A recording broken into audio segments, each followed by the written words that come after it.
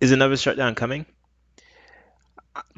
I'm hoping it's not. I really am. I don't believe we have the ability to survive another shutdown, lockdown, whatever you want to call it, in the same way that we managed to survive the one that we just some of us managed to survive. I mean, there was a lot of businesses went under. A lot of people were unemployed, and right now there are still a lot of people holding on by an absolute thread. And if we don't get back to some level of what we had in 2019, these businesses are going under. Like the margins are typically very thin on a lot of these brick and mortar businesses. And at the end of the day, the brick and mortar businesses are really what have been running, running a lot of the country. The little things that you would never think about. The still stores you go into, there's tons of them, and all those people they still have to pay their leases. They still have to pay their rent, and well, not some of them have received breaks, but not all of them. That hasn't been equally distributed. So some people are suffering, really and truly, they're suffering right now. And the question is, are we going to go back into a lockdown? And I think what's so frustrating about this is there really hasn't been any clear outline as to what we're doing and why we're doing it. And so we don't know what we're supposed to be looking for. Are lockdowns completely based on cases? Are lockdowns supposed to be based on hospitalizations? At what point would we base it on a hospitalization? Would it be have to hit a certain rate before we do a lockdown?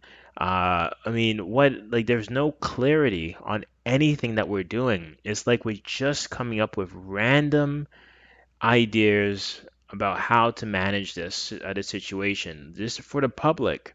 We need to have a clear idea of what's going on, of what we're doing, what we're basing decisions on. Just to say, oh, well, the numbers are going up, so we have to pull back. Well, yeah, but of course the numbers are going up. Of course they are. I mean, you don't have, I mean, there's an infectious disease, a virus or whatever, and you're letting people interact at a higher frequency going forward. How could we have less cases? That doesn't make any sense. How could we maintain the same level of cases? We knew that they were going to go up. Of course they had to. So the idea that we're now freaking out because the inevitable, the what should have been the expected has started to occur, it just absolutely blows my mind. And it makes me concerned about, the rationality that we have just as a public, and it just really concerns me. Anyways, that being said, let's take a look at the article because um, it just kind of gives us a clear idea as to where we're going. Hopefully, it can provide a clear idea. I mean, it looks like Doug Ford has is going to be implementing some some stricter policy with regards to the people, how many people that can be in a group. Apparently, the magical number is going to change, and yeah. But if you're new to my channel, every day I try to review and share the stories that I think will impact Canadian real estate. So if that's something that would be of interest to you, then feel free to subscribe to my channel and like this video, comment on this video, and share this video. So let's get into this. So new COVID-19 cases in Ontario surge again to highest levels since June. So, Toronto, Ontario has recorded another surge in the number of new COVID-19 cases, surpassing Monday's reported 14-week high. Health officials reported 350 new COVID-19 cases on Wednesday, which is the highest since June 6, when Ontario added 387 new infections. On June 7th, Ontario reported 415 new COVID-19 cases, but the government admitted that 223 of those were a result of a delay in lab reporting. The total number of lab confirmed infections in the province stands at 45,383, including 40,245 recoveries. Uh, I guess they should, and deaths. I don't know why they didn't just split the number in two. Anyways, um, Ontario added two additional COVID-19 related fatalities on Wednesday, bringing the total death toll to 2,822. So there are 2,511 active cases in the province.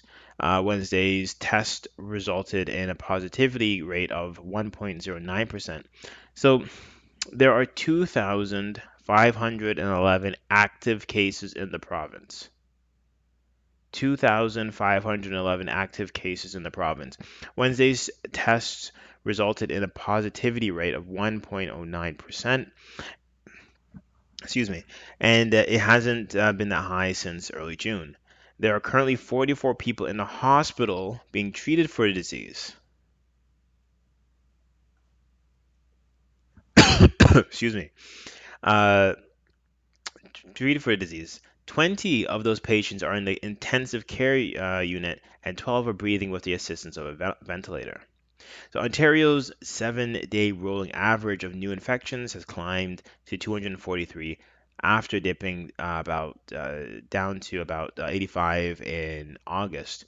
So where are the new COVID-19 cases? Toronto, Ottawa, and Peel Region continue to be the province's COVID-19 hotspots. I wonder why. Those are also the most populated regions. So there are 77 new cases in Toronto, 61 in Ottawa, 54 in Peel Region, 37 in York, and 24 in Durham Region. More than 60% of Wednesday's cases are in people under the age of 40. Again, not surprising because we're not seeing a surge in hospitalizations. Of the new patients, the majority are between the age of 20 and 39, with 170 new cases reported.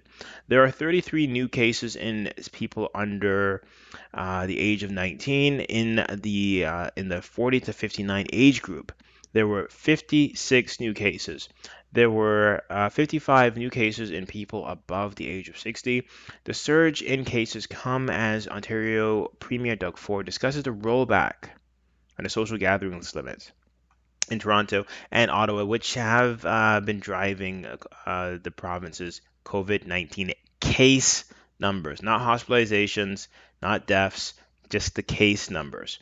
The province increased the social gathering limit in mid-July to up to 50 people to gather indoors and 100 people outdoors. I mean, again, I just don't know what the rationale behind the specific number. I mean, the fact that it's just a clean number too, like, 50, 100, it's just interesting. Anyway, so people quickly capitalized on the new rules, throwing end of summer parties, which public health officials say contributed to the spread of COVID-19 in densely populated cities.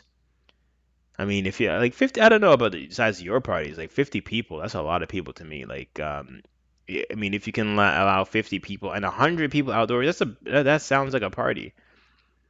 So either this number was okay or it's not okay, right? I mean, I don't understand. Like, either it's okay or it's not okay. Like, who came up with the rule? Like, people are following. If people, because I can't understand how. I mean, if you follow these rules, you could still get infected. That's my point. I mean, because of course you could. I mean, somebody in the group of 100 may be sick and you could get it because that's you know I don't know. Again, I'm not a scientist. I'm not a physician. I'm just trying to use common sense to decipher some of the stuff that's going on, and that's really it. That's all we have. As an average person, you try to take you take into consideration all what everybody says, but at the end of the day you have to kind of use your own reason, your own sense to discern the information, right? To come to your own conclusions, because what do you do when you have two credentialed individuals that are saying opposing statements? Do you believe both of them, right? Who has ownership of the truth? Right? There is no such thing. So what we end up having to do is, you and I, we have to go through these articles. We have to use our own sense, and we have to be able to draw our own conclusions. And I'm not saying anything is right or wrong. I'm just saying I'm just trying to make sense from all the information that's being presented to me. And hopefully that's the same with you. Hopefully we're just trying to figure this out, because at the end of the day we have a lot to lose here. There are a lot of people that are suffering. We have suicides up just through the roof. We have a lot of issues going on. A lot of social issues that are being exacerbated by the pandemic, by the shutdown. A lot of issues. So I'm not saying that one is more important than the other, but the fact is, as adults and as these politicians will have to do, is you have to make trade-offs at some point. And I don't know what that means in terms of this specifically, but I would want them to sit down and ask some tough questions. Just seeing some numbers go up about some people getting sick, but you mean the hospitalization? I mean, there when you take a look at that number, there are currently 44 people in the hospital being treated for the disease. I mean, like what are you the 44 people? Like how many people have been hit with one of so many other things? Not to say, everybody's life is precious, don't get me wrong, but at what point do we shut down everything so that we don't have you know, that's just my question. That's my question. And I just again, I'm seeing a lot of people that are suffering, they're hurting, and I just want to know that the trade-off is worth it, right? They're losing their livelihoods, they're losing everything that they've worked for. And I'm just trying to understand, I'm trying to see, is it worth it? Because it's so easy to condemn people for wanting to maintain their livelihoods, to maintain their lives. It's so easy to condemn them and saying that they're just uncaring. But really, like if you think about it, are you coming from it from are you attacking them from your own perspective? Or just from your own point of privilege? You don't have to worry about going to work. You don't have to worry about um, you're losing your income, right? And it's so easy to condemn other people for being concerned about themselves and concerned about how they can look after their family. Anyways, I'm going to leave it there.